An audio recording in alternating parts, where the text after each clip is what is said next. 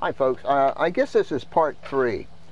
And as I said, I keep repeating myself now by telling you I'm repeating what I've already put on the other tapes, but this is sort of like a summary kind of thing. I pulled into the campground in Florida. I don't know what time it was. It was most likely 6, 7, 8 o'clock, 6, I don't know, 6 or 7, I can't remember. But it was dark, pitch black, and it was raining. And keep in mind, I had never backed this trailer up into a site. So I am out there, I'm trying to get this darn trailer in the site. I am not even getting anywhere near. And I picked the first site as I came into the campground. I circled around the campground. I was looking for other sites. I wanted a miracle out there, you know, one that there was a flashing light. George, if you back in here, everything will be fine. I did not find that. So, excuse me. So I came back to the original site, site number 1 at Campground A, and I'm trying to get this thing in there. And remember, it's raining. My neighbor next door came out, and he said, "Can I help you with something?" And I said, "Hey, if you can back this mother in, please do." So he backed it in and all of that. But anyway, he is the nicest fellow, and what a character. He has done so many neat things. He and his brother went to Costa Rica. I think they were in their late 60s. They took 2 little backpacks, traveled all over, went to Nicaragua and all over down. I don't know how long they've gone, 60 days or something. He's gone to Australia, New Zealand. He's Irish. He went to Ireland. You know, the guy goes all over, does all this really neat stuff. He had about a 24-foot trailer, I think, and that he's had a long time. Trailer stays in Wyoming at one of his children's house, and he lives in Alaska. But anyway, he and his wife had been there. They got there obviously before I did, and they were just delighted. His wife just didn't want to go back home, just wanted to stay right there in Florida. Just a terrific guy. Met a couple people who had casitas. One couple said they went through like 3 or 4 large motorhomes, you know, those big monsters, and evidently the husband had some kind of medical problem or something, which I assume has been resolved. They wanted to get back out on the road, so they bought this casita, I think, 3 or 4 years ago. Just delightful people, absolutely delightful. So I told her about the racks that I put in, the large storage space, and she went up there, and she,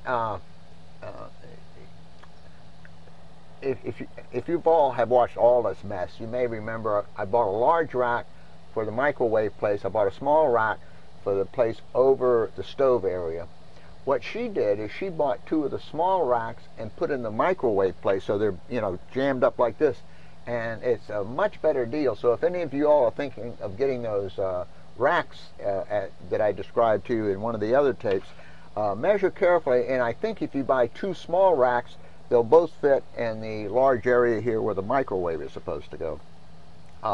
There was another fellow next door to Jim, the person from Alaska. Delightful. And my whole social life was, typically we would, you know, both be out at the same time, and we'd sit at the picnic table and talk for an hour or 2. And I mean, they were just truly, truly, truly nice people. But what's interesting at the campground, at least the time of the year I was there, you know, just recently, most of the people, or not most, but a lot of the people were in their 60s and 70s. And these people are out every day walking, exercising, riding bicycles, and so on and so forth. There were a couple of people named Joe. My buddy next door, Jim, named one of them Walking Joe.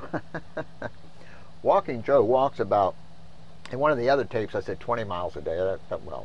That'd be pretty close to, well, not impossible, but you know what I mean. Evidently he walks 8 to 10 miles a day. And he also has a casita. Interestingly, he doesn't use anything in it hardly. He doesn't use the propane. He doesn't use the bathroom. He said he was a tent camper for years. So he uses the facilities at the campground. And he said he bought all the equipment on it because he knew, you know, when it came time to sell it, obviously he would, the person buying would want all that stuff. I met a couple from Massachusetts, and they have a van, you know, with a pop top on it, just a regular van, no hanging off stuff or anything. And they only drive on secondary roads, and they just take their time and ease around the country, and they're gone most likely 4 or 5 months a year. There was another fellow I met who lives in his van. It's just a basic van that he put a bed in, nothing else, and no bathroom or any of that other stuff. And he just goes from, you know, campground to campground, and goes all over the country, and you know, uses the shower and the bathrooms and all that at the campground.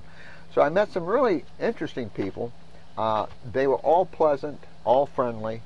Now I'm not saying all campers are pleasant and friendly. I'm just saying all the ones who I met were pleasant and friendly, which was really nice. And everybody would wave to each other and all that kind of stuff. Let's see, what else do I have here?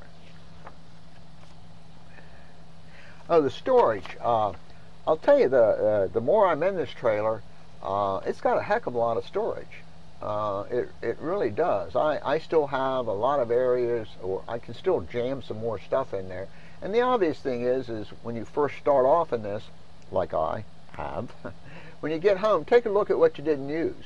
And if you know you're never going to use it, you know, get rid of it. You know, make some space for some more junk. But it's got quite a bit of storage. And when my dog and I start going, if it works out with her, and I need more storage, I can always buy one of those big pickup truck box things, you know, to put in the back of the pickup truck, which would give me a lot more storage also, because when she starts going with me, of course, I'm going to lose the entire back seat. As I said, I have a Honda Ridgeline. My brother made me this platform gizmo. I flipped the chairs up so they're out of the way, so the pup, who's 80 pounds, will have the whole back seat back there. But the storage is not all that bad. Now, keeping in mind, I've got a bunch of big boxes underneath the bed. Let me see here. What else do I have? Wi-Fi on the road. If I had it to do over, I'm not sure I would have bought the Wi-Fi. It's $35 a month, I think, and I think I had to sign a 2-year contract. And if I don't hit the road again, that's just going to be a waste of money. But I'm sure all of you know that there's Wi-Fi at like Whataburger, McDonald's, I think Burger King has it, Starbucks.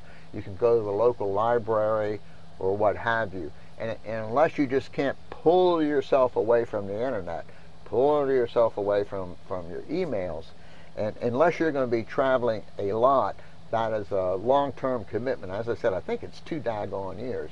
You know, $35 a month, and that was through Verizon. They all seem to be about the same price. Anyway, let me come back.